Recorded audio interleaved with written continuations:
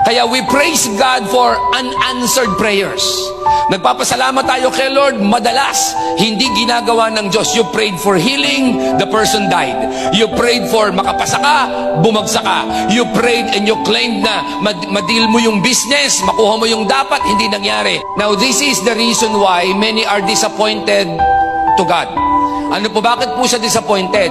Kasi pag meron tayong gusto, hindi nangyari. Nag-pray ka, sana matuloy, hindi nangyari. Nag-hope ka kinabukasan, sana maibigay na sa akin, hindi nangyari. Then you are disappointed. And then sinisisi mo si Lord, biniblame mo siya. Ang dahilan, kasi kilala mo lang ang Diyos sa kaya niyang gawin. Pero pagkakilala mo talaga ang Diyos, dapat kilala mo rin ang Diyos sa hindi niya gagawin. At eto pa, mahal ko ang Diyos at mahal mo ang Diyos sa kaya niyang gawin.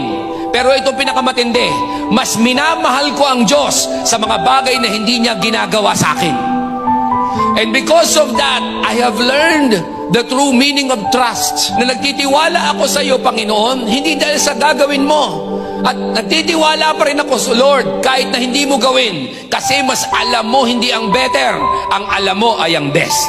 Alam mo, ang hinihintay lang naman ng Diyos, sabihin mo sa Kanya, Panginoon, I still trust you, I still love you, I will still pray, I will still worship, and I will still serve. Kahit hindi mo ibigay, ang mahalaga, ikaw ang mahalaga sa buhay ko.